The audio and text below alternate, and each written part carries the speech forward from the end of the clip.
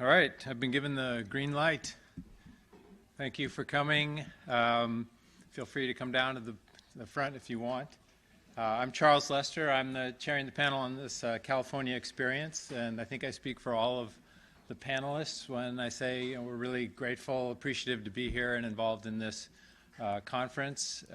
We've spoken together as a panel before, and so we're excited to bring our observations and experience from California to the question of managed retreat. I think I also speak for us when I acknowledge the last time we got together, there was a question about California exceptionalism and the leadership of California, and we said, well, I think we have a lot to learn actually from a lot of other places, and I've only been here less than 24 hours, I guess, and it's clear that we are still learning a lot, and we have a lot to learn in California from all of you, and hopefully we can convey some of the things that we've learned trying to do managed retreat in California. So I'm going to get right into it by asking Juliet to come up and give her presentation.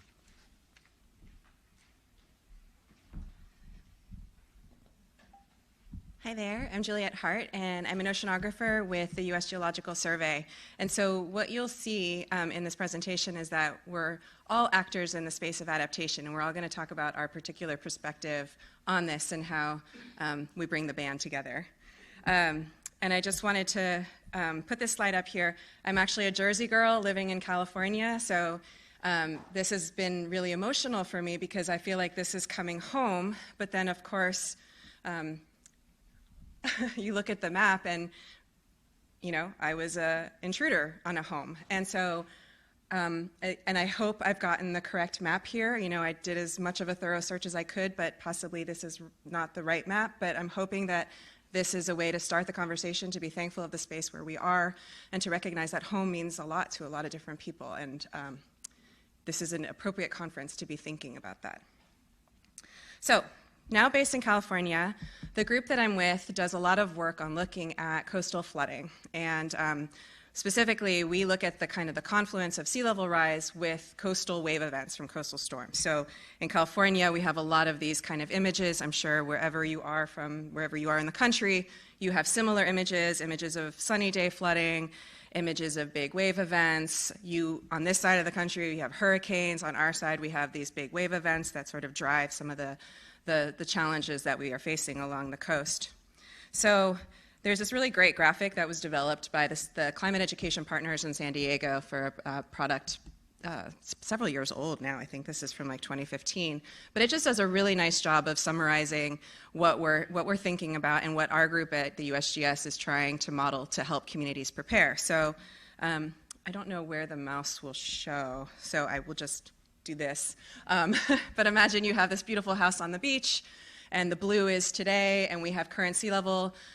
Presumably we've all been on the beach when there's a big tide, or in the winter time where you see the water level further up the coast. And so when you think about where the shoreline is, right, it's not just about where the current sea level is. Up until maybe the last half decade or so, when people were starting to think about sea level rise, they were just really focused on looking into the future at where that sea level rise projection line may be, but we also need to be considering the impact of that combination with storms, with tides, and so that house, if you're just looking at sea level, may seem out of the exposure zone, but when you start to consider these other compounding factors, you realize that your house is actually in a vulnerable spot. And that could be a house, it could be a park, it could be a place of worship, it could be everything that we care about. So our group at USGS has developed a model. I'm not going to get into the details of the model unless there's someone in the room that's really interested and we can talk afterwards. But basically what our modeling does is take global climate models.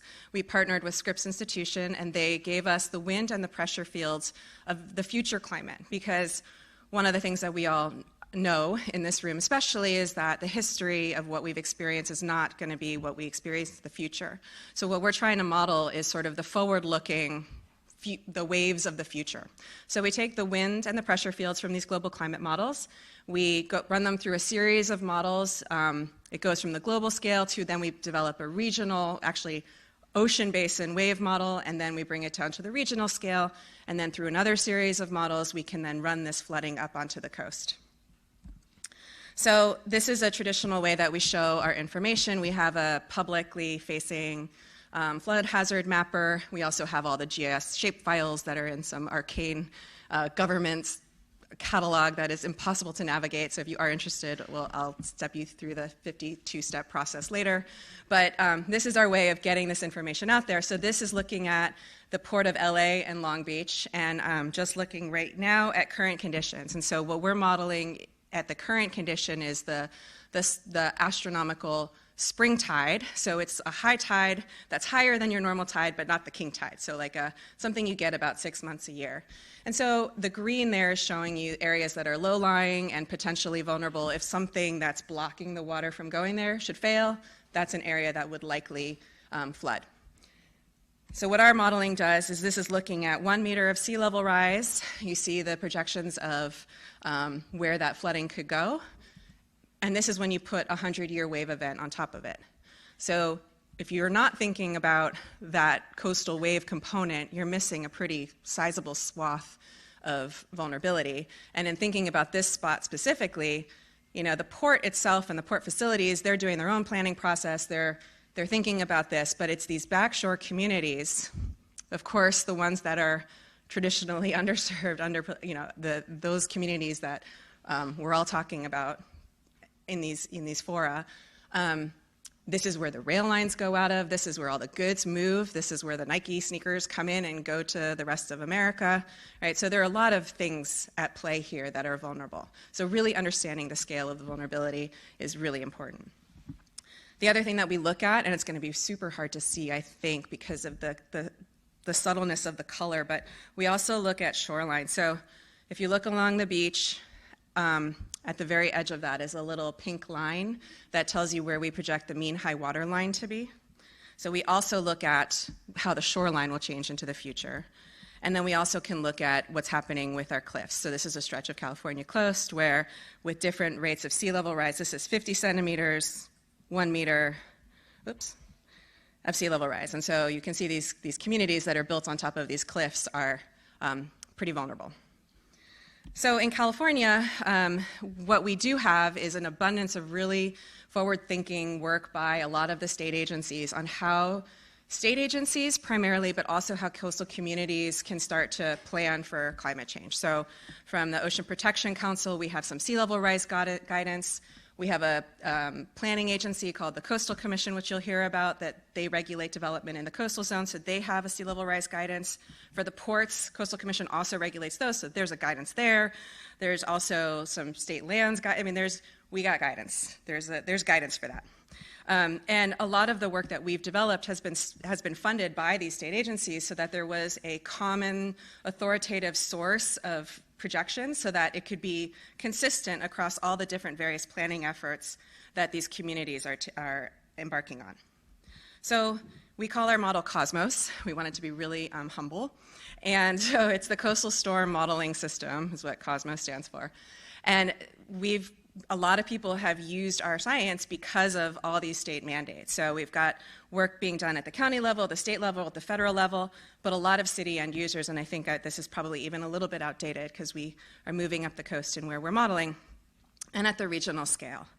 And the way that we're able to get this information out, we're a small team of we're a big team of modelers. It fluctuates from 6 to 12 modelers depending on what we're doing at a given time, and then I am the outreach person. I'm the one that I'm like the science traveling salesperson, and I go out and I sit with the communities and help translate the science and make it usable and accessible to the communities. But I can't do this alone, and so a lot of this work has been done with these partnerships.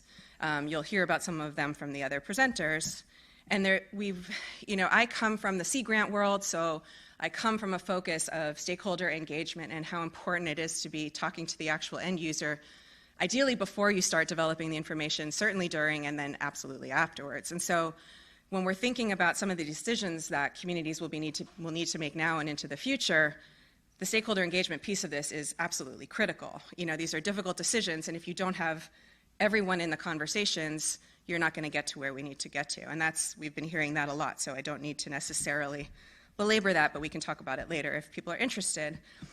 The work that we did with our model was in partnership with Sea Grant, and we actually wrote a paper that tried to identify some of our lessons learned and best practices.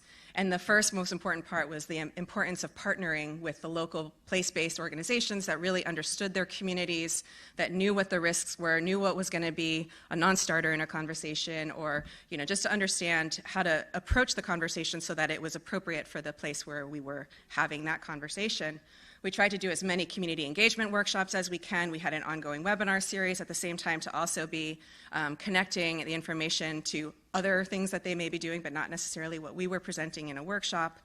And this way of kind of providing information in an easily accessible way. Another thing that we developed was, in partnership with some other scientists at USGS, was developing a socioeconomic analysis.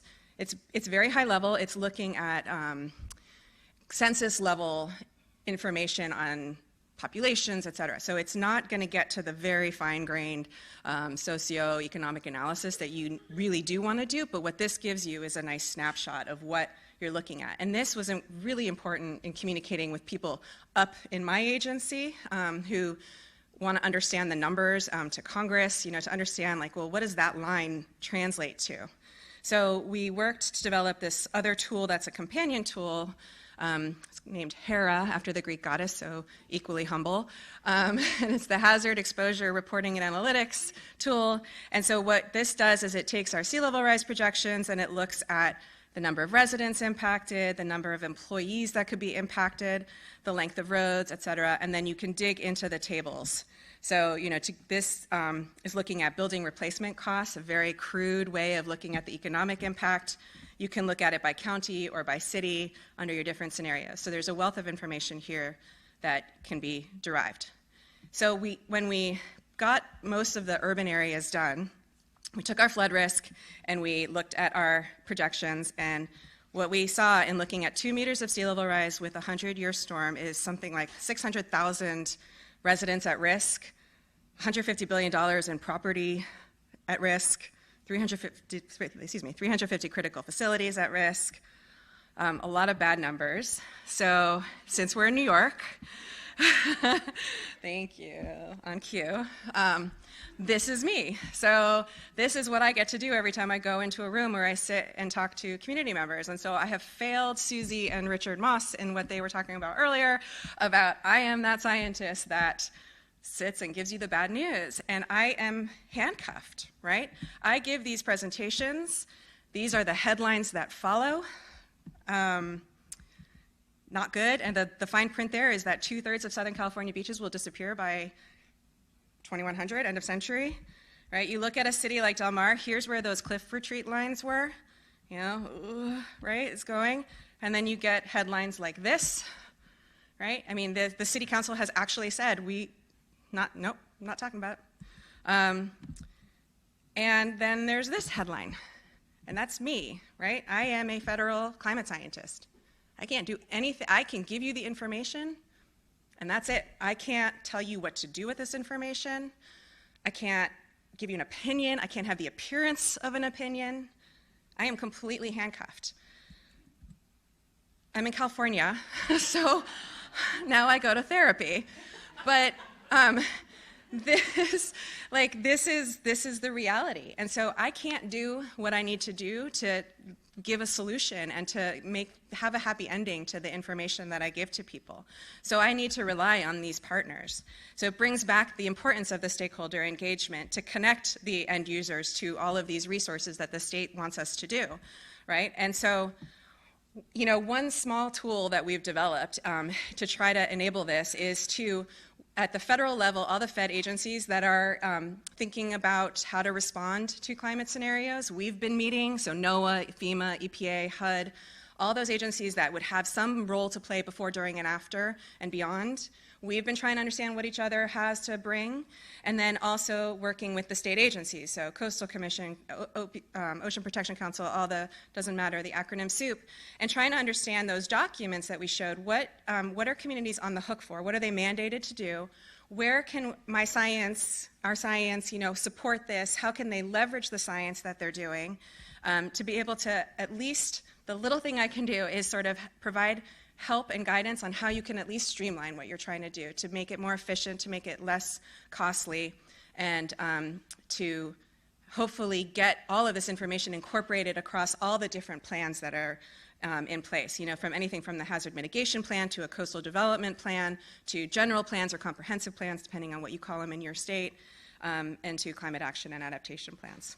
But again, I'm stuck. I can't go further than that, and it sucks, and it makes me cry on weekends, and kind of a little bit now. And so I need my partners, because I can identify the problem, but I can't fix it. So this is where my friends come in. So that's where I'm going to stop, because I teed everybody up to do the hard work, and you didn't even have to shut me off. Yes. So I took my Jersey speed. So thank you. Thank you. That was great.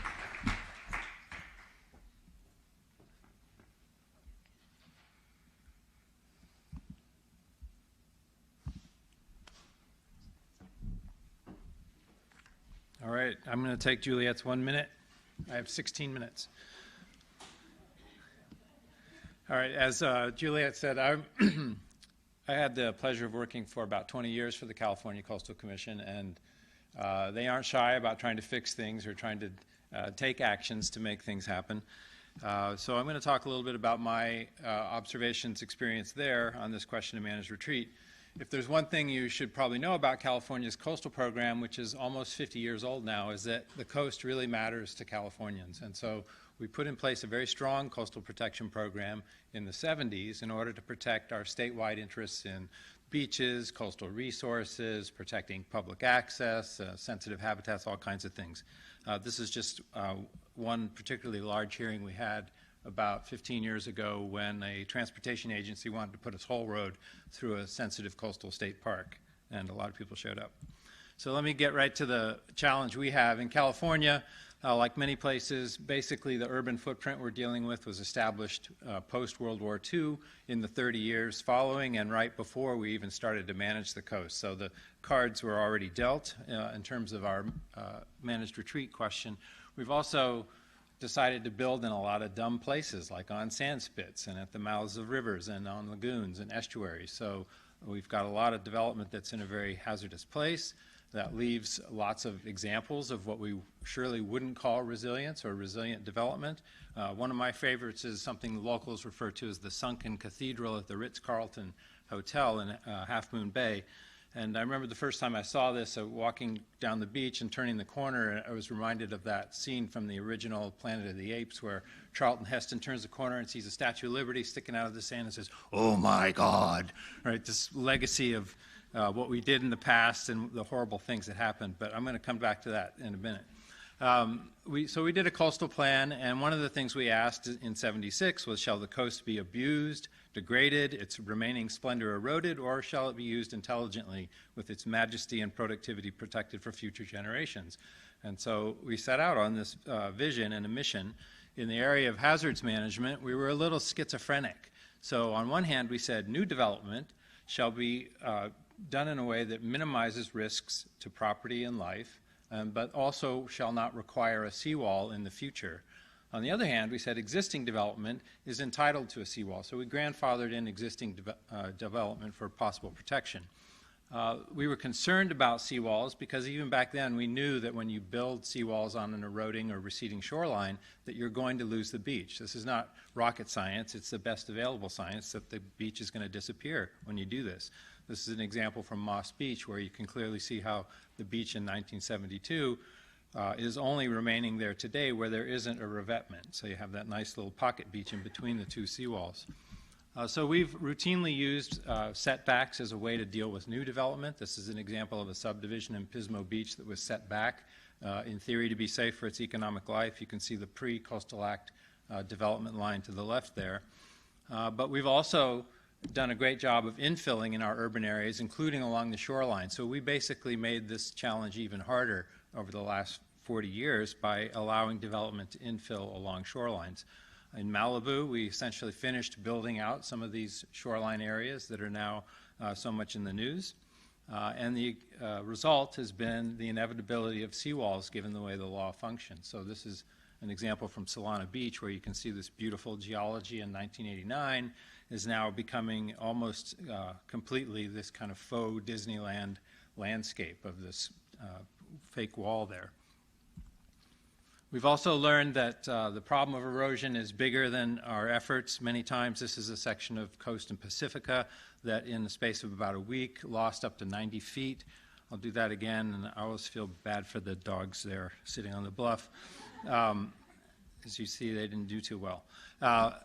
The coast is a very powerful place, and so in Pacifica, where it's got this horrible geology, high cliffs, basically sand, this beach that you could walk along freely in the 70s has basically become mostly armored, and only at the very lowest of tides can you walk along that beach. And we've lost beach where we've put in the shoreline protection. So we've struggled mightily in a place like Pacifica to protect the shoreline and the development up top. But what's happened is that heavy equipment on the beach has now been moved to the top of the beach. And in Pacifica, there's been multiple demolitions of existing development because we haven't been able to stop them from being uninhabitable, notwithstanding the efforts. And so we've had, in Pacifica, unplanned retreat. And that is the spot where those apartment buildings used to be. Well, we have turned our attention to planning for this dilemma, and so the last, since about 2014, I was fortunate to work on the sea level rise guidance that Juliet mentioned. We also started a planning investment program to give local governments resources to do the planning. As a result of that, there are now over 30 vulnerability assessments underway or complete in the state, a lot of activity.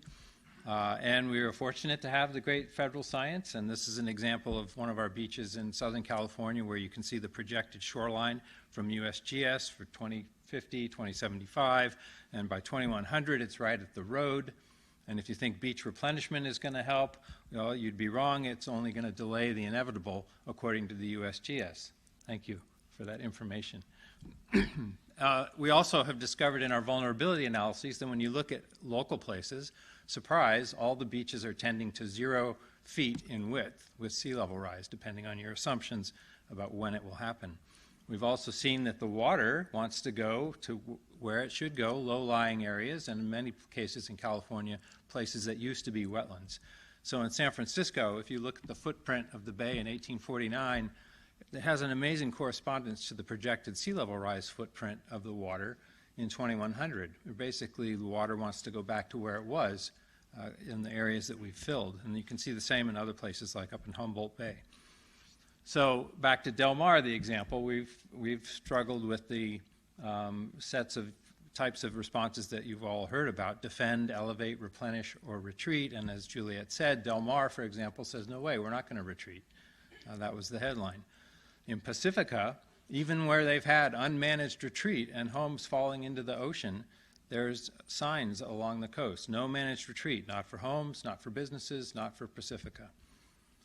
What's happened in California is we've seen the gentrification of the coast and the reinvestment of the coast. Those 3 houses haven't gone away. They've gotten bigger, better, stronger, and less affordable. This recent data suggests the one in the middle was up to $8 million in value.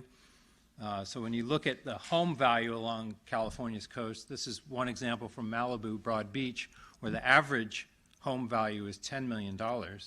That $120 million that we spent in Staten Island to acquire 300 properties, well, that would get you 12 properties in Broad Beach. So I don't know about buyouts for California, but maybe more on that in a minute. What they have tried to do in Broad Beach is replenish the beach, put it back, and put a dune landscaping on top of an existing emergency revetment that they had to put down there in the around 2010. That's what it looks like now on the right. And this is a current shot. We haven't been able to implement that project. The homeowners, to their credit, formed a geological hazard abatement district to tax themselves to pay for that beach replenishment. But they haven't been able to find, first, a sustainable source of sand. Then they had problems with litigation from the communities that were going to be providing the sand. They couldn't get an offshore source, so there's going to be 40,000 truck trips, litigation. And now the homeowners themselves are fighting with each other about the assessment, which keeps going up. So in the meantime, the beach is not rebuilt. And this is a scene I observed down there at one of the public access ways a little while ago, where a group of kids come to the beach, they go up to the top of the stairs, they look down, what do they see? They see the intertidal, and they turn around and leave. And so, in my mind, this question of environmental justice in one dimension in California is about the people who are able to be along the shoreline and enjoy it, and the people who aren't going to be increasingly able to enjoy that. And it's a public trust question, really, asking who is the community that we're trying to serve and form justice opinions around. So one of the things we're worried about is what are our future vistas in California going to be? Is it going to be sitting underneath an elevated, accommodated residential development? Similarly, what do we do about the future private encroachments on public land? So in California, the mean high tide is the line between public and private. Well, as that mean high tide line moves inland, these homes are going to be on public land.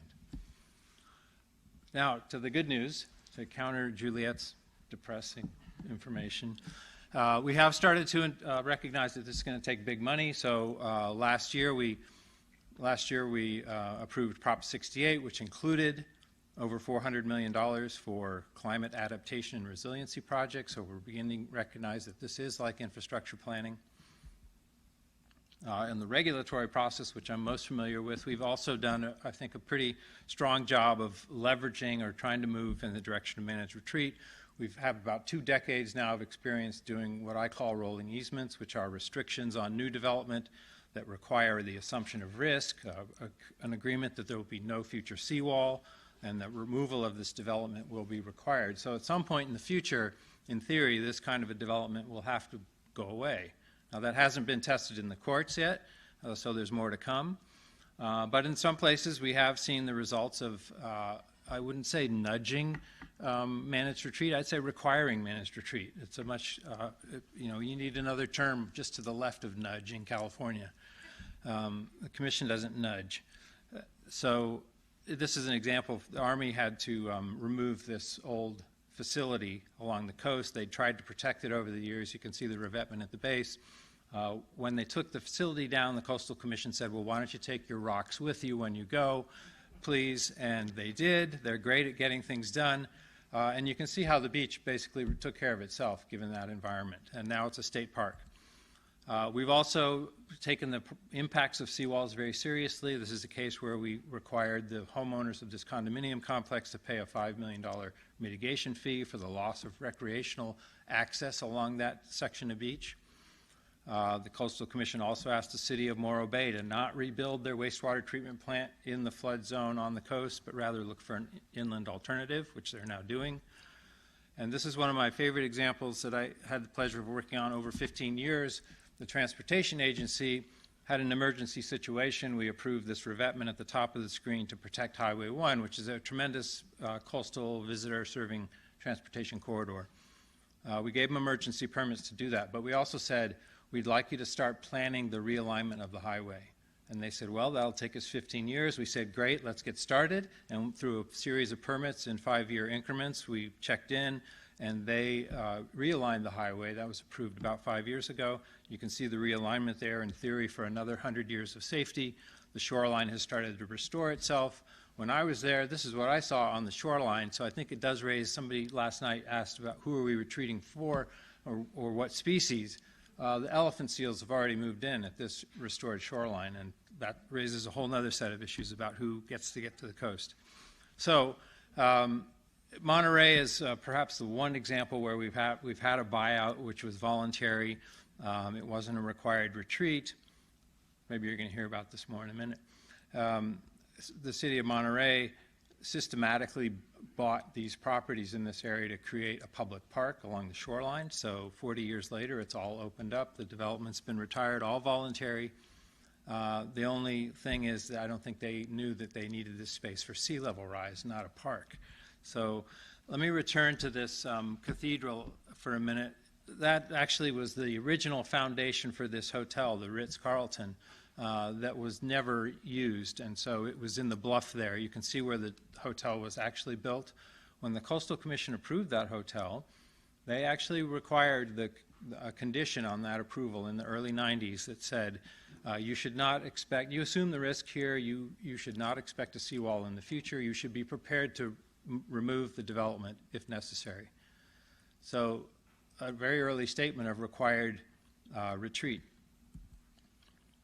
About 10 years later, 15 years later, there was a revetment they put down in an emergency action to protect their 18th green. We took a look at that and said, no, that's illegal. We're not going to put a revetment on the beach to protect a golf course, and so we required them to remove it. Just this last year, I'm happy to say that this, not happy, but the caissons there, the old foundation, started to fall away and became a real public hazard under that structure. The city of Half Moon Bay required the hotel to remove those pilings, and so we've begun the process of retreat at the Ritz. The question remains, what will happen with the hotel when it becomes in danger? And it will.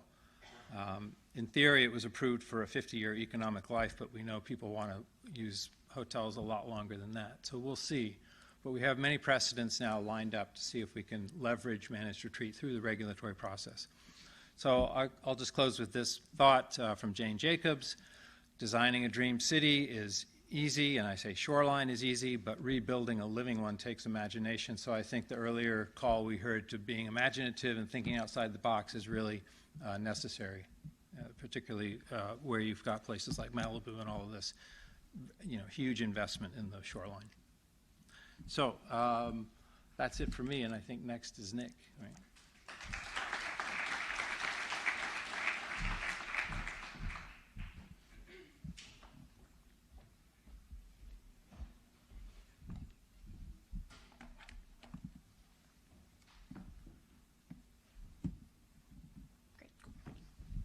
Thank you.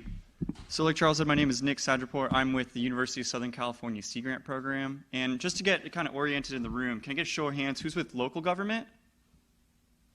All right, keep your hands up. State government, regional government, federal government? All right, you guys can put your hands down. What about NGOs? Okay.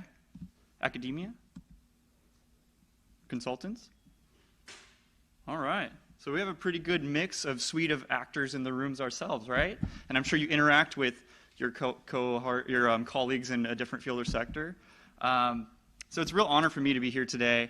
A lot of my work has stemmed and I inherited from Julia and Alissa at Sea Grant, and Steph has kind of pushed me and urged me to be a better communicator and outreach to stakeholders in my neighborhood and my community. And I've looked up to Charles for most of my career. So again, thank you so much for having us here today. And I hope to try to bring some of my home, as you can see on the screen, Venice Beach, to here with you. It's an amazing place. That shoreline you can see is a pretty much fully engineered beach. And on the right side of the screen, there's a little breakwater that used to protect a roller coaster and one of the original piers that Abbot Kinney built.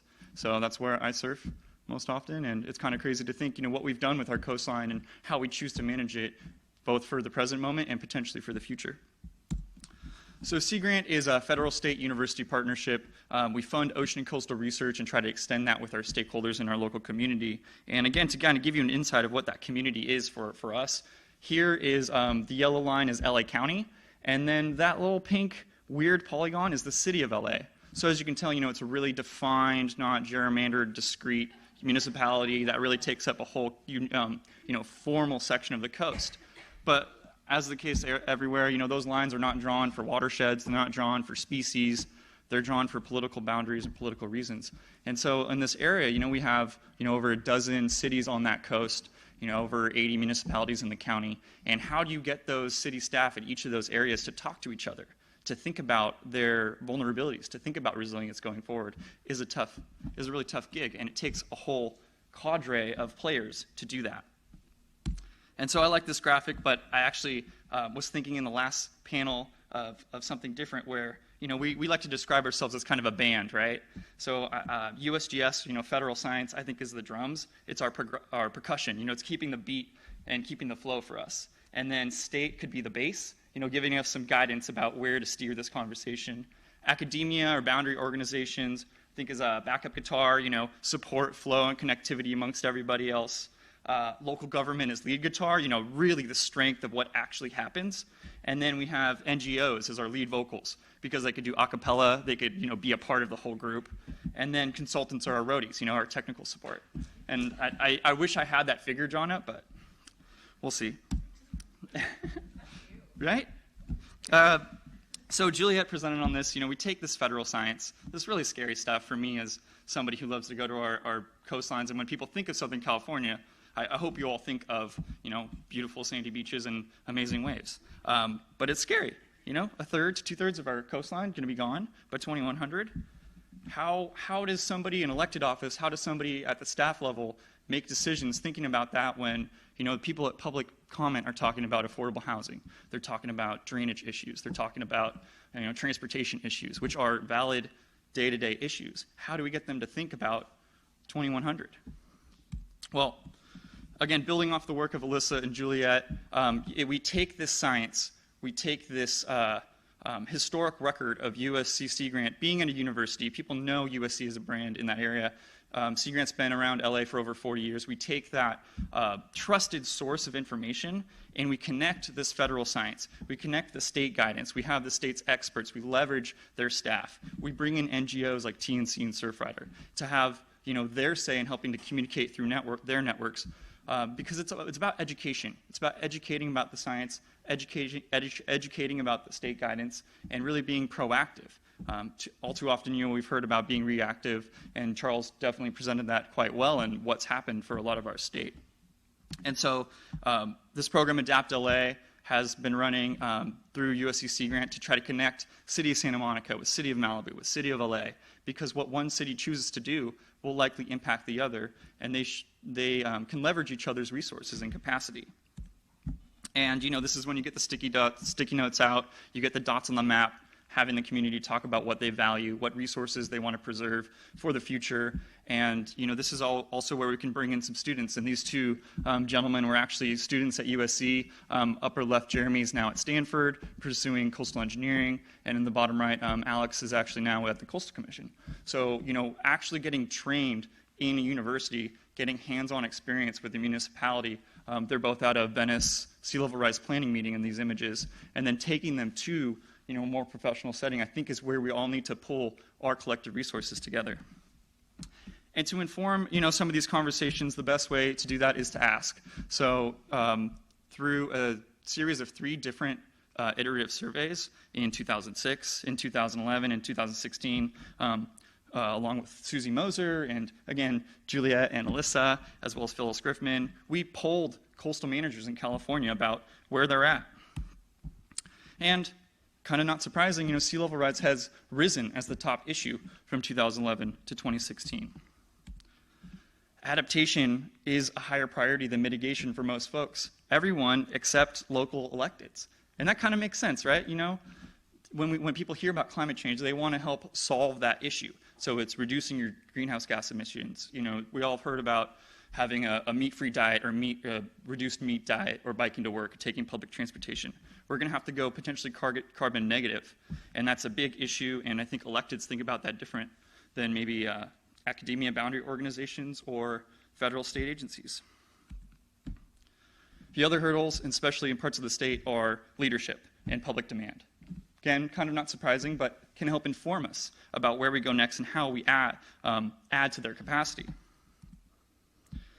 And all in all, coastal managers in California seem to be kind of well-versed in the issues. However, a lot of them get that kind of information about climate change on the job. There's not a lot of technical support and technical training, and that's where I think communicating with different groups, state, federal, NGOs, academia, can help educate some of that workforce and provide those trainings. And since we're talking about managed retreat, in California, these issues are now on the top of mind. People are more familiar with living shorelines, that green to gray spectrum. People are more familiar with managed retreat. They might not be implementing them, but they're more familiar with them. And then thinking about the costs, of course, implementing a lot of these strategies is going to cost a lot of money, and it's kind of counterintuitive. Charles brought up some of those real estate values. When those homes leave, the tax base that funds that city is gone with it. So how does the city maintain its finances? Thinking about these adaptation strategies is really key and important.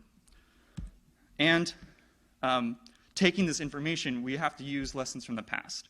Showing images of El Niños, talking to people who've been there during this and seeing these floods, and these. This is the LA County's lifeguard headquarters in Venice, and this was 30 years ago. But there still is no plan for maybe removing the structure. The plan is to put more sand in front of it going forward. And we can also learn from other events that have happened in California. The top left is a landslide that happened in Palos Verdes that wiped out about 6 acres of a community. The bottom right is another landslide that happened in San Diego. And it's hard to see on this graphic, but essentially, 2 whole streets were lost. All of those homes were lost. And the market value changed. There's in this paper, there's some tax records of the homes immediately behind the homes that were lost. They went up in value.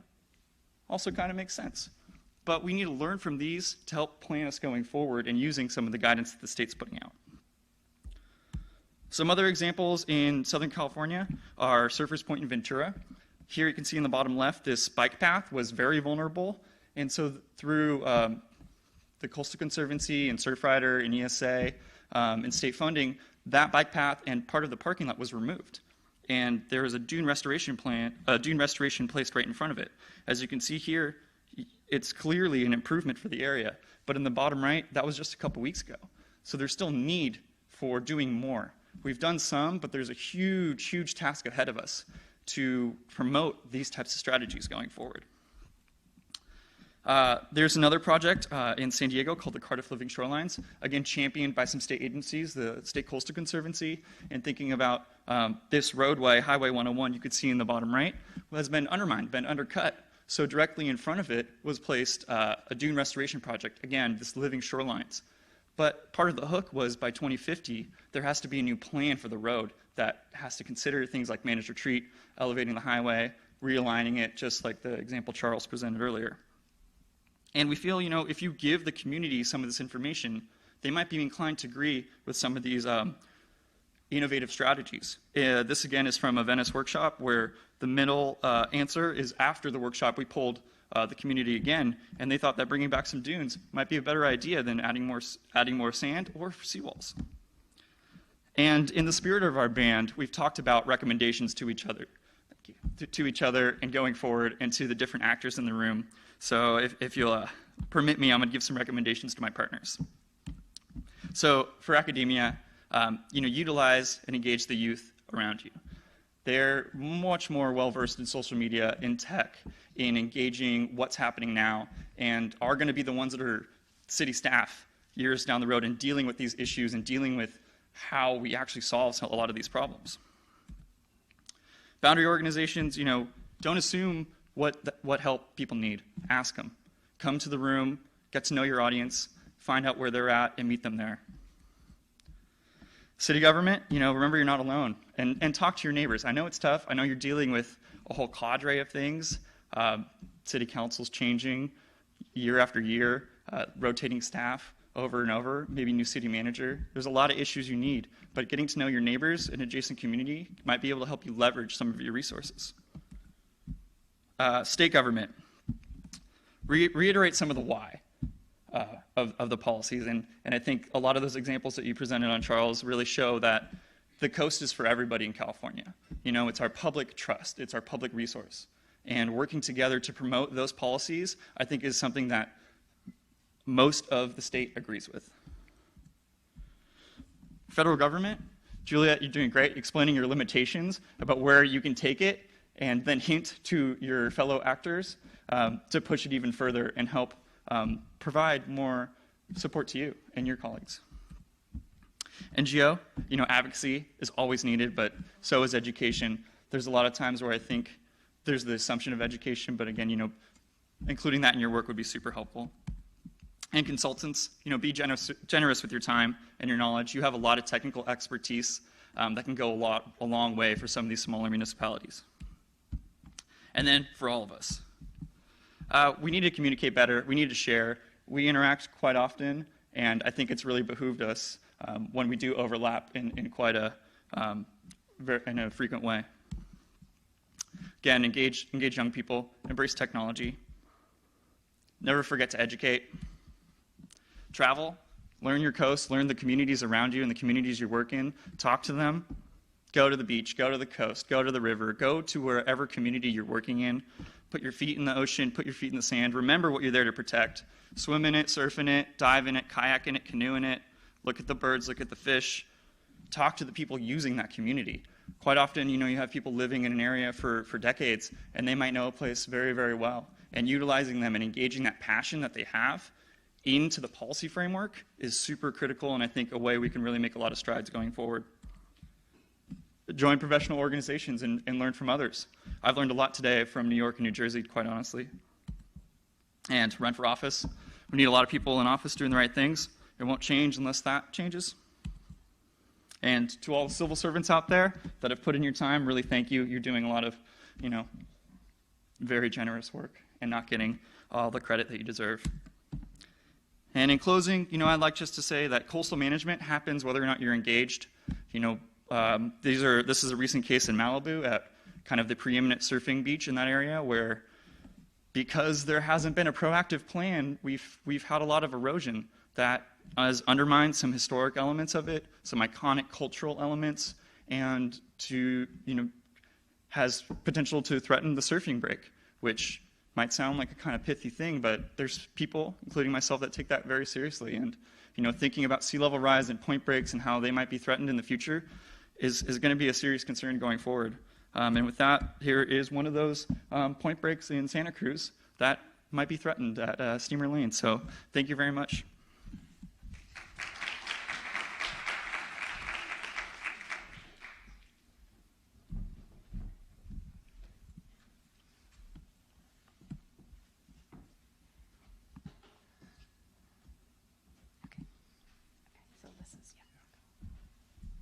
All right, thanks, Nick. And Alissa Man is next.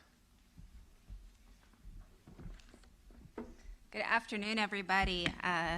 Like Charles said, my name is Alissa Man. I'm a project director for disaster resilience for the California chapter of the Nature Conservancy. Let me first say how pleased I am to be part of this panel. There's this really kind of talented and motivated group of people from California that are really trying to grapple with this problem and how do we make California more resilient. And I've learned a lot from all of these folks over the years and kind of helping me shape how I think about resilience. So I'm really happy to be here.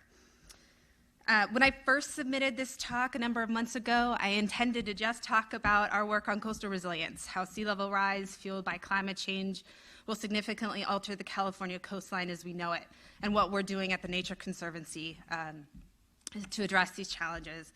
But I'm going to go a little rogue here. I'm going to broaden my talk a bit to describe how we are using the lessons from our coastal work to enhance resilience across our communities and landscapes. So being a little bit more agnostic about the hazard and taking some of those lessons to understand floods more broadly as well as wildfires.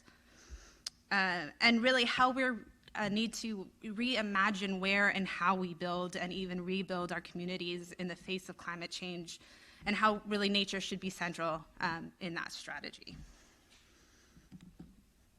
Did that work? No. Click. Okay. So California is a pretty disaster-prone state, if you don't know already. We really have it all: fires, floods, and sea level rise. I've been sort of living and breathing disasters for a little while now. While I've been working on climate change adaptation for the last 7 years, I got my professional start in emergency management, first with the state of California and then with the federal government, with FEMA, and planning for hazards, as well as ended up having to spend a lot of my time on response, even though that really wasn't my job, for things like the fire seasons in 2007 and 2008, Hurricane Irene that hit New England, and some especially tough seasons of tornadoes in the Midwest. But also, like many Californians, I'm from a disaster-prone place. While I now live in Los Angeles, also no stranger to disasters, I grew up and my whole family still lives about 90 miles north of LA in a coastal city called Santa Barbara. And it's been really watching what my hometown has experienced in recent years that has really shook me and helped kind of inform my thinking about the strategies we should be pursuing to make communities more resilient. So while fires are no stranger to Santa Barbara, they've been happening for decades, years, it really feels like the impact of climate change has really arrived in Santa Barbara. In the last decade, my parents have evacuated their home for three major fires, including this most recent one pictured here, the Thomas Fire. The Thomas Fire spanned 2 counties, starting in Ventura and moving up through Santa Barbara, burning over 280,000 acres and destroying over 1,000 structures. At the time, it broke the record as the largest in the state's history, only for it to be surpassed 6 months later by an even larger one called the Ranch Fire in Mendocino, just 6 months later. And so days after that horrible fire, even before the flames were completely extinguished, a monster rainstorm hit the region, falling at as fast at a rate of a ½ an inch in 5 minutes. This triggered an extraordinary mud flow, bringing mud and boulders, some the size of small cars, down from the mountains, through the creeks and valleys, through the town of Montecito. 23 people lost their lives. The damage and cost of response was over $200 million. My mother and I were actually in Texas. I was presenting at another conference there when it happened. She was helping me out by helping me with some childcare for my baby daughter. And this picture on the right here is the condition of State Route 101. It was closed for almost 2 weeks. And so we ended up having to fly my mother north so that she could then drive down to make it back into Santa Barbara, because it basically cut off Santa Barbara from the rest of Southern California. Those days, kind of learning about who died, with a relatively small town like Santa Barbara, we knew that we would know some of the folks that lost their lives. So that was really difficult. As unprecedented and extreme as these events have felt, they're actually pretty predictable. FEMA has been mapping floodplains since the 1970s. These aren't necessarily accurate in the sense that they don't predict man-made floodplains from impervious surfaces and development or changes in floodplains due to climate change. But I think it's pretty safe to say that they're a pretty conservative predictor of risk. This map shows land cover in FEMA's 100-year floodplain. This is actually Los Angeles, kind of Southern California here where I live. You might hope to see a lot of wetlands and flood-adapted ecosystems on this map, but instead you see a lot of development, all that red. So clearly we've put a lot of stuff at risk. And these are, we also overlay our repetitive loss data, where multiple claims have been made against FEMA's National Flood Insurance Program. I think it's within a 10-year span to be called that. And again, like others have mentioned in this conference, it's all backed by taxpayer dollars.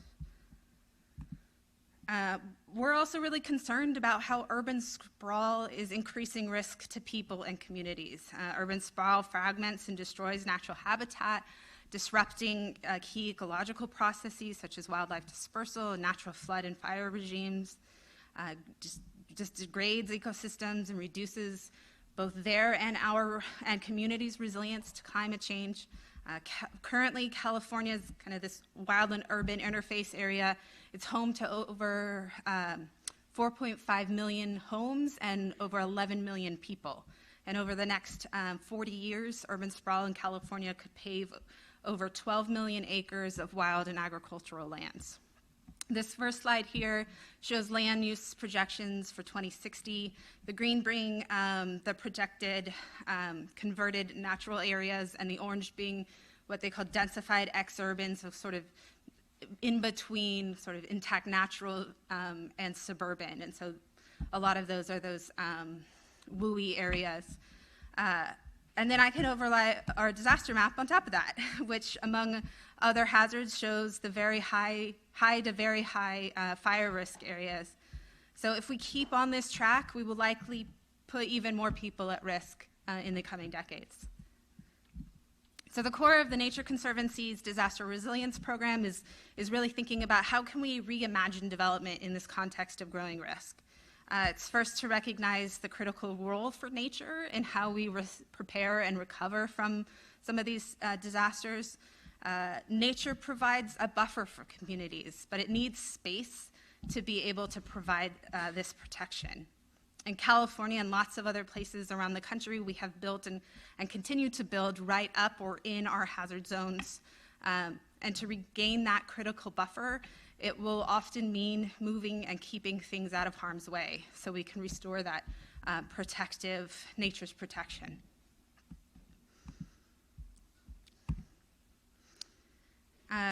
And like I mentioned at the beginning, we've been doing this on the coast for about 10 years now, specializing in resilience on our coastline through the deployment of natural infrastructure. And our program, or our approach, really focuses on first developing cutting-edge science as a basis for understanding risks and solutions, to inform both our own conservation work as well as decisions made by political leaders and key decision makers. Then developing kind of powerful partnerships. I know everyone in this panel has really talked about how important it is to work together on this. We really take that to heart. And so being able to develop these powerful partnerships to really implement on the ground demonstration projects that integrate nature and natural solutions to adapt our human and natural communities.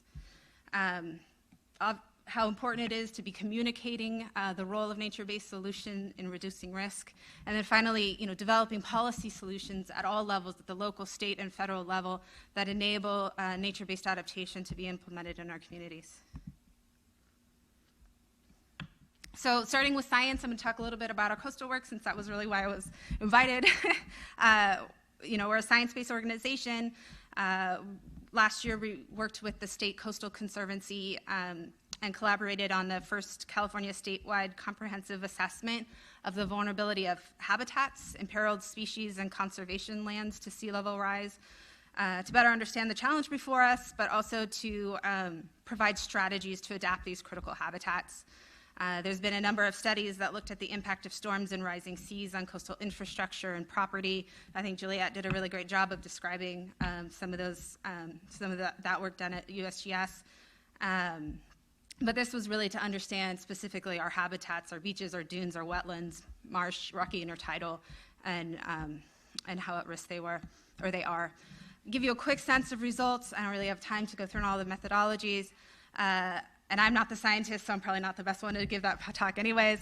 But basically, we found that 59% of our coastal habitats are at risk at 5 feet of sea level rise. 39 rare, threatened, and endangered species are highly vulnerable, some of which can only be found on the coast.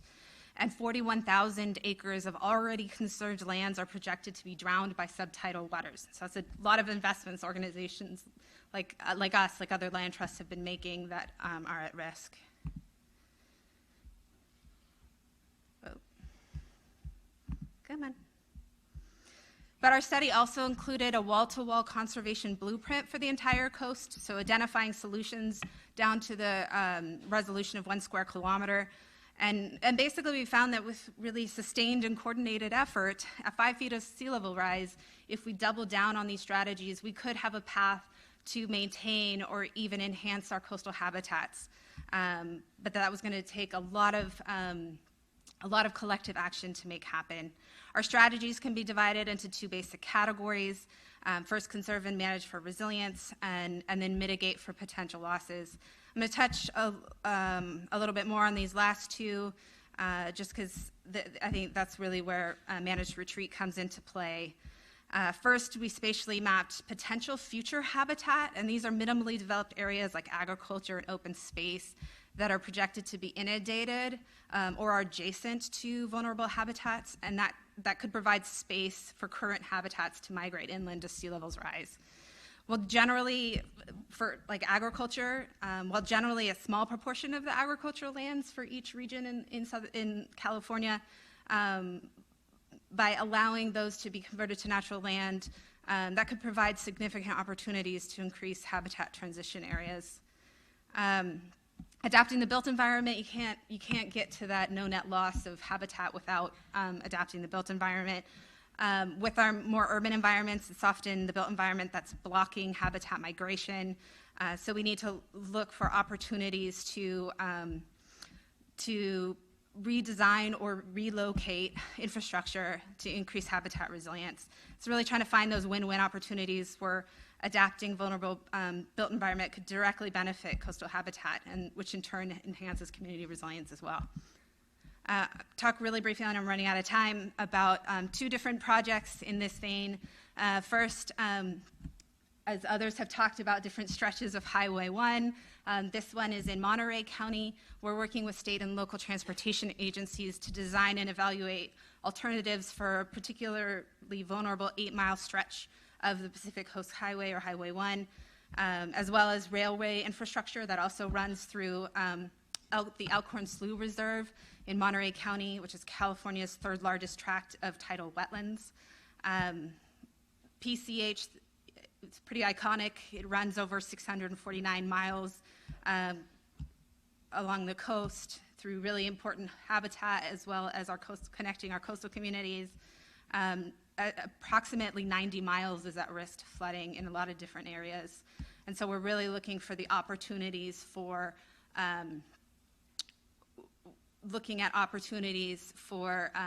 adapting that infrastructure, and looking at sort of a phased approach, a pathway to resilience, because like folks have said, these capital improvement projects takes a really long time to happen, and so what are the short-term things we can do, and possibly the long-term things like even rerouting this section.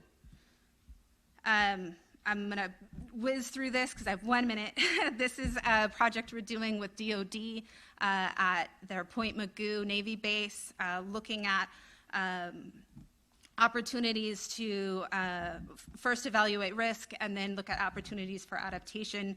Particularly, this is a pretty low-lying base here, and are there opportunities to consolidate some of their infrastructure in some of the less hazardous areas, and also provide space. They also protect a ton of habitat in this region, and so being able to consolidate infrastructure for the base. And finally, we really want to start figuring out, how do we have a conversation with communities about managed retreat? We've seen a lot of examples in our state where it's not gone very well. And so the Nature Conservancy is going to start working with partners to start opening that conversation, and what are some of the kind of tractable solutions or pathways to work with communities, and what's kind of the right lexicon, and how do we talk to communities about this? So with that, I know I'm getting shoved off the stage, so I'm going to go. Thanks.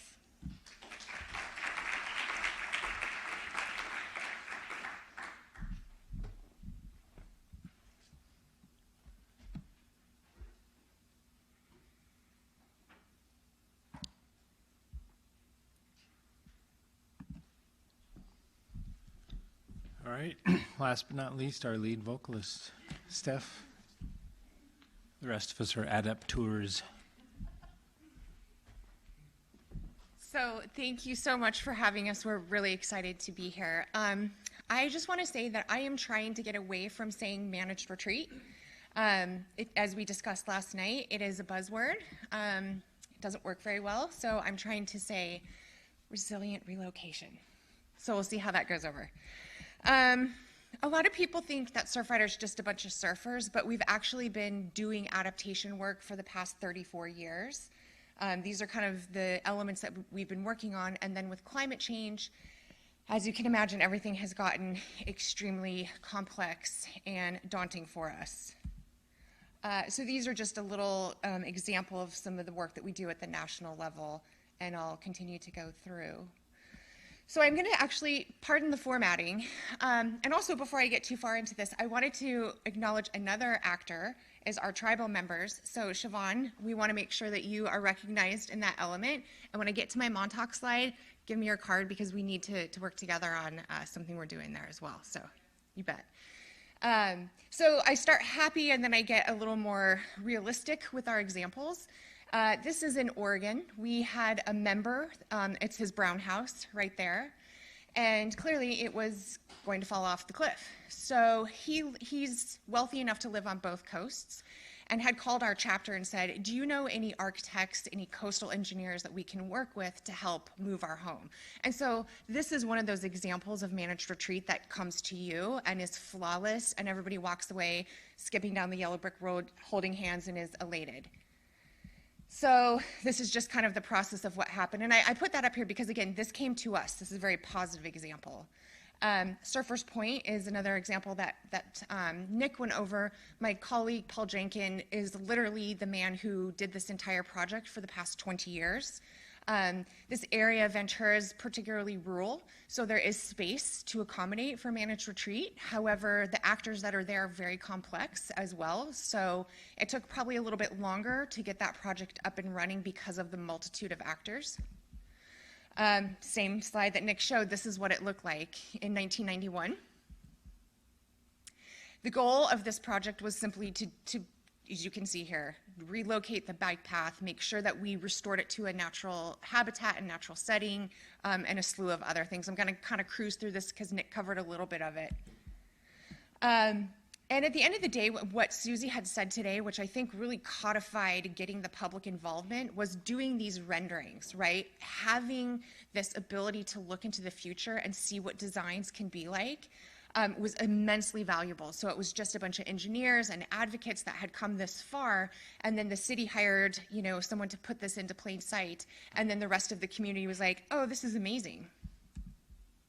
So because I'm a total geology dork, I'm going to do 3 quick slides with you on how this actually happened. As you can see, we had to remove the parking lot, the bike path. After excavation, we built a cobble mattress. The cobbles were imported from a local riverbed. It was a big, big project, as you can see. Then we had the sand come to basically start establishing what would be our future dune.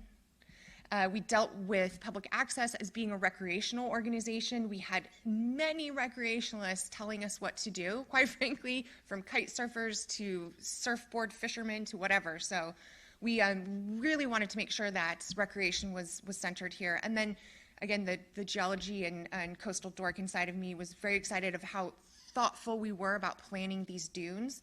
To this day, they're highly functioning and have resisted some very extreme weather events. We had our volunteers come in and do all the planting. To this day, we have them remove the weeds. This is a satellite image of what it looked like right after the project was done. So you can see the area that's flat and graded. Literally, this was like the day of the project. You kind of start to see that there's maybe a little more accretion. There's maybe a little bit of foliage and vegetation coming in. And then fast forward to 5 years later, you can see how this dune had replaced itself. Nick did show a picture of it now.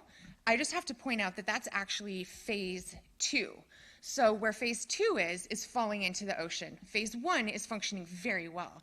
So right now we're working with federal government, state government to get funding. We have a grant with the OPC, the Ocean Protection Council, that will help us with the final design. But at this point, like, time is of the essence because this part has been falling in and we are scrambling to get that done. Sloat Boulevard in San Francisco is another, I wish I could take credit for it. Surfriders activist Bill McLaughlin created a task force in the mid-90s and said, this is going to fall into the ocean, mark my words. He harangued, nicely, nudged, maybe, to get the city of San Francisco to do an elaborate, in California we have local coastal programs that are essentially sanctioned by municipalities, and so he, for 15 years to his credit, said, you guys need to update your local coastal program, and within your local coastal program, you need to update your LUP, or your land use plan. And so finally, after 15 years of advocacy, like, I literally have goosebumps, it just was passed last year, we were able to get all of these things put into their local coastal program. And as you can see, that riprap down there is extremely dangerous. This is one of the better places. First of all, I don't surf. I'm the token dork, so I'm not talking about surfing the whole time. But this used to be very accessible, and it's extremely dangerous. And so we have members calling us all the time, like, what the hell are you doing? Why don't you care about our surfing spot? So the riprap will be removed. We're going to move the Great Highway back. Again, here's the visuals. They're not very clear, I'm so sorry. So essentially, they're taking one of the lanes that used to be the highway and converting it into parking. moving back the entire area where the access points are. That's phase 1. Phase 2 essentially will then do exactly what we did with Surfers Point, rebuild an entire dune system that is in a natural state, and improve coastal access. Montauk. So, yes, we were supposed to do California, but I couldn't help myself. I work nationally, and this has been particularly interesting to me. And I think when we talk about managed retreat, there's this sense of emotionality that is paralyzing sometimes. And this is talk about white privilege, right? There's this lighthouse that has hundreds and hundreds of years of history, not even mentioning the tribes that used to be there. And when I say emotionality, it's like, you know, we came, the settlers came, we took away the emotional connection for the tribes, and then therefore created our own emotional connection to that area. And so that's what this slide is about, is what basically post-settlement has happened. There's folklores that pirates used to take their booty and bury it there. George Washington commissioned the lighthouse himself. There was a woman who in the 60s kind of started crumbling into the ground. She came up with terracing and did all these really cool things herself. And then to this day, Surfrider commissioned a study because after Hurricane Sandy, the lighthouse was proven to be precarious. And instead of putting a bunch of riprap and revetment around there, we wanted to look at a feasibility study, just like Hatteras, Lighthouse Hatteras at Cape Hatteras, God, I can't talk, where they moved that lighthouse successfully. So we said, how can you do this? Well, again, I don't want to get into the complexity of it. There's land ownership that prevents it from being moved. There's this emotionality of just ownership of this pretty little white house. And it just has become so complex. So our proposal and our analysis says it can be moved structurally, geologically, et cetera, but just there's absolutely no way to move it because of the human blockades that are making this happen. So now you can see where I'm going. I'm going a little bit downhill, but then I'll come back up. So, but I remember I get to help do Juliet's work because she can't pontificate about the true problems here. So Del Mar is particularly sad to me because they were one of the first cities in California that actually got ahead of the curve to do sea level rise planning. They created a technical advisory committee. We were on it. They did years of all this great science, as you can imagine. And in fact, a lot of municipalities were like, well, let's check out Del Mar. And then the rubber met the road and everyone bailed out of the car. And so essentially what had happened is they had a grant from the state to look at managed retreat, and they reneged on that promise. And to my opinion, they have a fiduciary responsibility to go back to that because whatever, and now I'm overly pontificating. But it was also frustrating to us because as they were revoking managed retreat, our activists would go and say, this is our public beach. Literally in California, the beach is very much, and we have our 4th article of our Constitution guarantees us access to navigable waters. So we use that as a perspective, and it basically, we were overwhelmed, right? It was homeowners hiring lawyers and other people just to come and sit there and yell at us. I mean, it was, I don't know how to sugarcoat this anymore, but it's extremely emotional, short of death threats. People just being so angry and negative that it's just kind of taken the wind out of some sail of our activists. And so it kind of falls to us policy people to kind of keep carrying this at the regulatory level because they're getting beat up so badly from all these emotions flying. Same thing in Imperial Beach. The bottom right-hand corner, I actually we partnered with Lighthawk to document environmental issues. And you can see it's underwater. They also had managed retreat inside of their proposal. It's now been taken out. Same thing. There's so much vitriol going through the local community that our activists are afraid to go and testify anymore. So they leave it to us regulatory people and policy people to push decision makers from behind. The work we do with the federal government, we rely on Juliet and her team. Anyone here from the Army Corps? Good. So oftentimes we are nudging and haranguing the Army Corps as well to ensure that they actually look at managed retreat. We do coastal plans. So there's the Fire Island Montauk Point Plan, which is a regional plan. There's plans in Texas, and they're not even looking at managed retreat. They're not looking at buyouts, and so all of our comment letters say that. At the federal level, we also try to be creative. I could dork out with you forever about National Flood Insurance Program. I think if we reform that in a smart way, we will force adaptation in a positive way, not in a negative way. And the Land and Water Conservation Fund, I would love to use some of that funds for buyouts and other creative ways. The state government, we've already kind of talked about that. And on the East Coast, our chapters are constantly coming up against extreme weather events, and we are always advocating for a managed retreat in those situations. Lessons learned, kind of been over it already. I do think the most important thing is diplomatic pushback, or as we say, nudging. NGOs have an ability to do that. And then really, recommendations to our friends. Actually, I'm going to skip that. We'll have beers later, and I'll tell you guys. Because the future needs, to me, are the most important for everyone that's sitting in this room.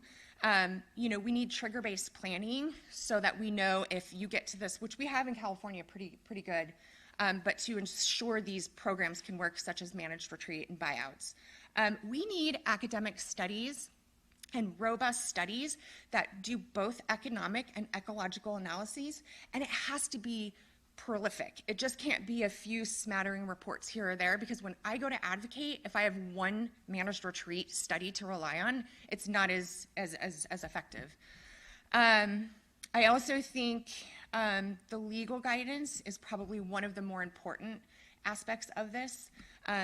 When folks are going to have to leave their home, or when we force some type of rezoning, we need to ensure that we have our legal ducks in a row, not only just for liability and litigation's sake, but to give these homeowners and municipalities a sense of comfort that, you know, we have tools, we have legal tools to help you do this. So I'm just going to stop there, and thanks again.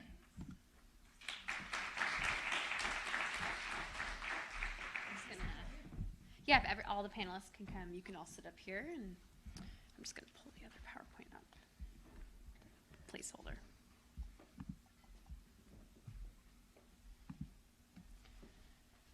Just a reminder, if you are going to ask a question, please turn on your mic before you ask it, because there are people that are listening in. So these need to be turned on?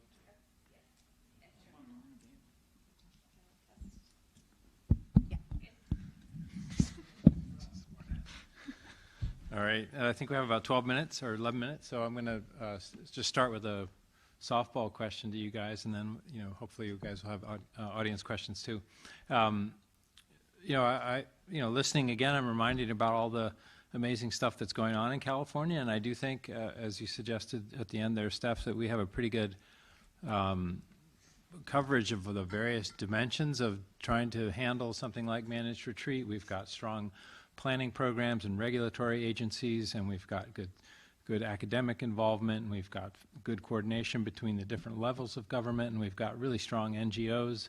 And, you know, I would be the first one to agree that any of the success that I experienced at the state agency was, you know, fundamentally driven by the partnership of all these people involved and the stakeholder involvement that we have in California. So, you know, some of the greatest successes we have in California are because the commission got sued by Surfrider or Sierra Club and lost, right? You saw that probably the other, maybe yesterday was the headline about how the Edge's Malibu development went down finally with a Supreme Court review that there were some problems there. So, you know, a lot of the resource protection happens because of the partnership and the involvement of groups in the legal process. But notwithstanding, we do seem to have been at a sort of a, we've gotten a little bit of a glitch, we're stuck on some of these things. And so thinking about what you've been doing and what you understand to be happening, is there one thing that you would focus on now, and what is it, and what would you do to address it in order to enhance our ability to do managed retreat in California? Any one of you? I'll start, because I have really this kind of focus on buyouts being a major solution. But as Charles mentioned, and the same thing from the New York panel earlier, our property values are so exorbitant, it makes it very hard to do that. But we will be forced to have to do that, and we're already starting to do that in tribal lands in Louisiana and Alaska. It's coming. We can't stick our head in the sand. So we need to have business taxes, you know, any kind of way to fund these to make people whole in some way, because as we know, this is a very emotional subject. So if you don't offer something that's comforting, and usually because humans are financially driven. It needs to come as that mechanism. So we have to get creative and find ways to implement buyouts so that it works and is not so scary. Nick? Well, I was just going to say, you know, I think we've all tried, and I see it progressing little by little, but engaging the real estate industry and the insurance industry in California to have some of those disclosure conversations can help at least get it on people's minds. That can then maybe push local electeds and push this proactive thinking, because really we see a lot of it is reactive. It's when we get a big impact and homes in Pacifica are falling that a managed retreat program is implemented. So I think engaging those other actors that maybe aren't here or maybe we don't communicate with well or haven't in the past could be a step forward. Yeah. I can go next. I think it was mentioned in one of the last sessions that I think we need to start tackling this issue at a community-wide scale, and that, you know, being able to look at solutions that particularly get at sort of some of the land use concerns and working with local communities about how we develop, both in terms of, you know, that we're continuing to put people in harm's way. And, you know, in California, we're really dealing with a housing crisis. And there's going to be a lot of pressure to develop, but we need to figure out how to do it in a smart way that doesn't kind of exacerbate the problem by continuing to put people in harm's way that then displaces them again. And so, and I think that goes kind of across from the coastal zone to inland California. So that would be mine. And then I would bring it to a different level, I guess, which is that it capacity building from the ground up, and whatever the ground is in your definition of it. But in the session that I was in before lunch, it was the relocation and the equity one, and there was a lot of discussion about self-determination and the importance of that. And so it's sort of the need to make sure that everyone understands the risks and what the challenges are, and then building that capacity to then make decisions kind of moving up that way is, I think, ultimately the one-on-one conversations that move people to act in a different way, and then them talking to their friends and moving it that way. So maybe in concert with all the other stuff. Maybe that's the last point. So when you say from the bottom up, I was struck this morning listening to, thinking about, and last night about that, the need for local determination, or thinking about what the community itself wants. In California, I think if it wasn't explicit, I was suggesting that, the community around our shorelines in California is much broader than simply the local community. So you have to, from the bottom up, is what outcomes are we trying to secure in these local places?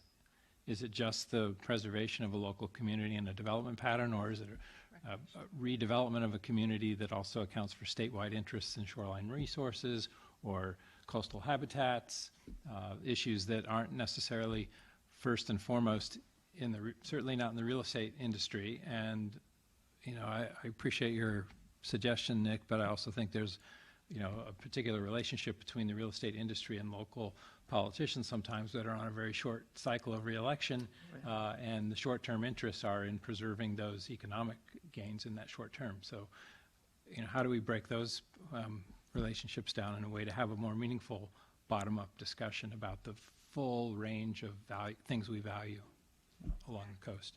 Anyway, I don't want to dominate. Are there questions from the audience? Sarah?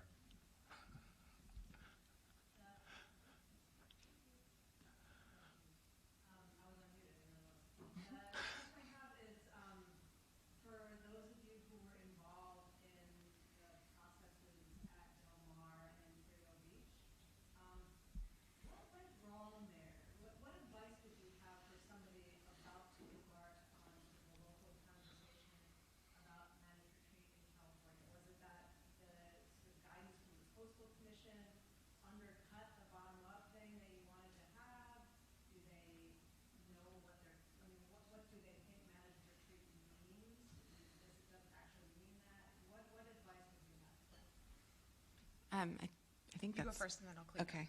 So I was involved in both of those in the early stages where it was still okay to have the conversations, and especially Imperial Beach, where we did all this analysis, or Dave did all this analysis, and that got into the report. And the thing that, even though I wasn't in the conversations where it all went south, one of the things that was talked about was that it was like once the public saw that it was going to be written down somewhere that there was going to be a managed retreat, all of a sudden at that point was when they started worrying about their property value, even though the science is out there for anyone.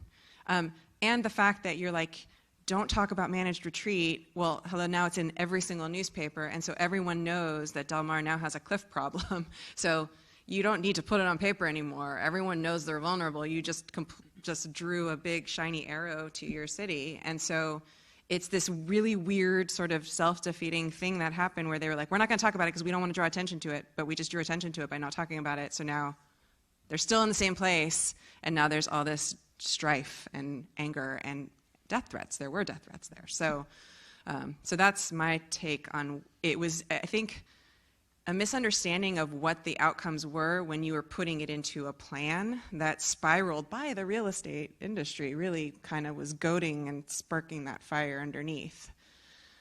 So I would agree. It's kind of the latter thing that you said. I don't think people fully understand what it means. And they just jump to the assumption that it means like tomorrow someone's going to take my house away. They don't think it's like an incremental long-term planning. So the NGOs and state government are culpable for that, because we probably should, make sure we get out in front of that and explain that very clearly and loudly at front. Del Mar is different from Imperial Beach. Del Mar had these public meetings where they were talking about it forever, right? Where it wasn't that the case so much in Imperial Beach and towards the end. So the homeowners basically were in the background, and then kind of once they figured out it was going into their LCP, their local coastal program, then the wheels came off. In Imperial Beach, we talked about this, the catalyst was actually an Atlantic article that came out talking about how Imperial Beach was ahead of the curve. I mean, it's developed on a spit for all intents and purposes. So, I mean, you kind of can't be shocked that that's going to be a solution later. But that backlash went crazy, and there's a little bit more of a conservative bent in Imperial Beach, depending on where you are in the community, and it became an eminent domain issue, and so that's their talking points. It's not like, don't take my house because of, it's just, that's what they just use over and over and over and over and over again in Imperial Beach, where we didn't hear those two words all of the time in Del Mar as much as we do in Imperial Beach. But we're all culpable for not getting out ahead of some of these things. To tell people, I think the thing is, it's incremental. No one's coming with bulldozers tomorrow. This is maybe in the future. It will, maybe not. But if we don't think about doing it now, then it will be unplanned retreat instead of planned retreat. I want to get to one more question, but I wasn't involved except at the very beginnings of those. But I do think that one of the things that we need to look more carefully at in California is this question from this morning about more deliberative, inclusive discussions, communications, deliberations about the issues. We were calling it getting out in front, but in my experience in Pacifica, the same sort of thing happened. There was real estate interests that kind of took over the debate, and it quickly became this argument of words and ideas that really had no grounding in the facts of what was happening in terms of the policies being proposed. Oh, this is going to be a takings of property. Nobody was proposing that. It was about preparing the community for what might happen next. But I would be the first one to recognize that our state and local planning regulatory processes are not designed to have integrated discussions between all of the stakeholders over time in a way that keeps people on board and at the same level of understanding about what the issues really are and the trade-offs. Other questions? Yes.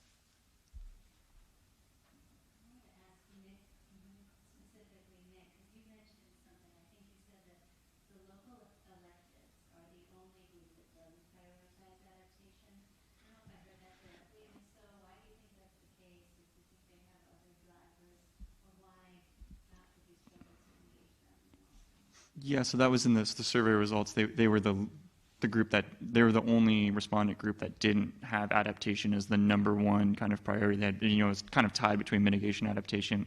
And I think it's, in California, many communities are gone through at least some of the initial plannings, and some have enacted some type of climate adaptation plan, right? And that's taking the city's fleet and making them all electric. It's installing electric vehicle charging stations. It's taking the municipality's jurisdiction and decarbonizing it.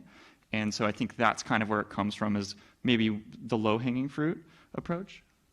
Yeah, I can add to that a little bit. I also think through the different engagements that we had, this is back when I was at Sea Grant, that we had with different communities, I feel like a lot of the issues that are on kind of the top of mind for elected officials, because of sort of the election cycles that we have and the sort of immediate, it's hard for them to really focus on long-term planning. And I remember in a particular meeting in LA, we were going to talk about sea level rise with the city of Los Angeles, and at the same time there was, what was it, Occupy or something? Yeah, they were having all of these sort of mini fires, not pun there, but and it ended up having to cancel meetings and reschedule because there's just so many things on their plate. And so I think one of the challenges, and I think it's changing even at the staff level, is just, for a long time this was like 10% of what someone did in their job in city government. But I think that's changing. I think now we're seeing more movement to this being kind of a regular thing, or even hiring a specific person on staff, and to kind of bring that message up to leadership about some of these challenges. And one last kind of simple practical thing was that when we did the survey, it was in 2016, and a lot of the guidance documents and everything that we talked about at the state level on adaptation were just sort of coming out and being in common use versus mitigation, which was mandated. And so there was like a legal thing that they had to do it. So they were going to do it, they had to. Versus adaptation, which still feels a little bit like a choice, even though there's starting to be more sticks associated with it. Do we have time for more? Okay, yes. I had a question, I think, for you, Charles. You mentioned something about land basically becoming public land at some point. How does that sort of dovetail into domain perceptions of Californians? What is the actual law? Well, we have something called the public trust in California. So all the land below the mean high tide is public trust land, managed, owned by the state. In some cases, it's deeded over to a local, like the port, for example, may be the immediate manager of that land. But it's still public trust land, and so as the mean high tide moves inland with sea level rise, that line between public and private will move inland. And I think the law is, it's unclear what's going to happen. I'm raising that question. I can anticipate some huge fights in the future about what places like Malibu will have to confront when that line begins to encroach, or on what has been private property, or flipping it around, when those private developments begin to encroach on the public trust lands that are now moving inland. So there's future legal fights to have there. It'll be the State Lands Commission as the lead on some of those. They do have the legal authority to lease state land. So, for example, an offshore oil platform out in the water will pay a state lease fee to be out there. But there's also law on what are considered to be allowable public trust uses, and typically private residential use is not considered to be a public trust use, as opposed to like fishing or boating or recreation, something that's a public trust use. Yes. So you mentioned the port authorities a few times. I was just wondering if you could all speak to your experiences, if relevant, on kind of where are port authorities on these topics right now, and if you might also muse on why we don't see more representatives from port authorities here at this conference. It's a bit of a negative to me. I'll take a tiny little stab at that. I live in San Diego, and the San Diego Port Authority has been pretty good, I think, compared to other ports. But then there's a little bit of a mixed bag to that. They do have a sea level rise plan. They've done an assessment. They're trying to get implementation. It's lagging, quite frankly, and it's languished way too long. But of all the other ports, I think they got ahead of it. But still, they're kind of staying where they are. Okay, so they're all planning. Every one of them has some kind of sea level rise vulnerability assessment underway. The other one that's really proactive on it is Port of San Francisco. They have a big seawall project that they're really trying to do a whole education campaign around it, and so they're all planning. And their line, to some degree true, right, is that they're constantly updating their infrastructure because they have to be responding. They're built on the sea. So they don't feel necessarily as vulnerable because that's in their capital improvement plans just generally to raise up and up. The thing that they're starting to talk about more, when we did our initial work with the City of LA and we're working with the Port of LA, no one was thinking about the goods movement part of it. And I would say since that was like 2011, right? Like almost a decade now, right? So they're starting to get that, like, wait, yes, they have this like, connection, right? And so like the maps that I showed, that connection is flooded, like so they're recognizing now that they have to work with their home jurisdiction as well. So like Long Beach is doing a lot of work at the city level and at the port level. And if you're in Oakland, December 3rd, there's going to be a whole conference focused on sea level rise in ports in California. So plug. Other questions? Oh, yes.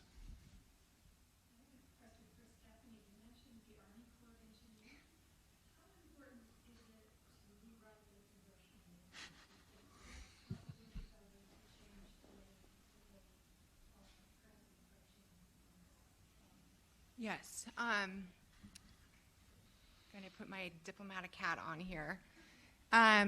It's extremely problematic for us to work with the Army Corps of Engineers because it is. That was the diplomatic. that was diplomatic, by the way, because it's their nature. I mean, they're military for all intents and purposes, and they build, and that's what they do. There's there's very little forward thinking in terms of these regional plans, which I deal with in and out. And I do think that there should be some changing to their congressional mandate. Recently, there was a slight change in their mandate where they were able to streamline living shoreline projects. So that's the only kind of thing I've seen on a policy basis. I think it's like Article 19. You can send me an email and I'll send it to you. So yeah, Congress was like, hey, look, we should probably start doing, of course, it was congressional representatives who got this going, and then the Army Corps was like, oh yeah, I guess that does sound cool. We won't oppose it. So that's been a recent improvement, so that gives me hope that maybe we could have some change there. It's fundamental to your point that it does happen because we can't just keep building and throwing rocks at things. As we all know, it exacerbates erosion. But I have to say there might be some progressive people that are in the Army Corps that I just haven't met yet. So if you know them, send them my way. Well, okay, and I find myself weirdly defending the Army Corps, but to their defense, they have to, when they choose a project, they have to do a benefit cost analysis that's developed through the Office of Management and Budget. So even if they want to look at, Kate White from the Army Corps gives a really good presentation about trying to use adaptive strategies in Army Corps plans, but at the end of the day, they have to go through the benefit cost analysis that is mandated by the OMB circular, whatever. And so really the change has to happen at the cost benefit analysis methodology that will allow them to be more innovative or open or whatever. So boo on everyone. And I would add, I think that's right. So you could consider some legislative changes to make that a little more clear and progressive in my mind. We had a huge seawall initially led by the Army Corps of Engineers in Pleasure Point in Santa Cruz, and we were very clear that we thought that the upper bluff public access components that would be protected by a seawall there should be part of the project. They wouldn't consider it because they do shoreline protection. They don't do public access and recreational benefits. So all of these values were not even factored into their cost-benefit analysis. The Coastal Commission denied that project because it was incomplete, and the county took it over, county redevelopment, and it became a holistic shoreline protection, upper bluff recreation path project and went through. So, I think you could change a lot in their authorities to make them more inclusive of different values. And in general, I think that's something that most of our programs could benefit from. Was, look, it's going to cost something. The question is, which is most cost effective and who wins and loses in those alternatives. And in our experience in California, I think we're finding that if you take the values of the shoreline seriously, recreational and habitat values, for example, ecological values, and factor those in, however you get that number or assume something about it, that it pencils out to not build a seawall over the long run, but rather do something more creative. And I'll just say one 30-second thing, I promise, because this is a local example, but as you guys know, there's a floodgate, a sea gate that's being proposed between New Jersey and New York right now by the Army Corps of Engineers. They literally gave the public 12-day notice for the workshops. So maybe that could also work as well, because that's a pretty gigantic project. So I do think the cost-benefit analysis is key. The regional plans are imperative, because we can have talking heads up here that say, let's do adaptation, but if the regional managers aren't doing it, and then perhaps, I don't know, a creative legislative fix. Can we take one more? Okay. It's basically we're Yeah. in break time right now, so the longer Okay. we go, the more we cut into everyone's break time, so it's up to everyone here if they want to stay or go. Okay, yes. Ish. There you go. Okay. I'm struggling. Most of what we are talking about are households, multimillionaires, that are living in high-risk parts of public coastal lands. And I always think about people that are rebuilding in fire zones and rebuilding in mudslide areas, and people who rebuild on coastal lines. How do you deal with it? I don't know who pays. Who pays? What are the equity issues in this for you? When you think about the work that you're doing? Yeah, I definitely agree with that. I think something that we've been grappling over for a number of years is how to integrate equity and social vulnerability concerns in everything that we do. We started with different social vulnerability indexes that we did with LA, with the city of Los Angeles. You're right, for the most part, a lot of these coastal communities are more affluent populations, but that's not true everywhere, right?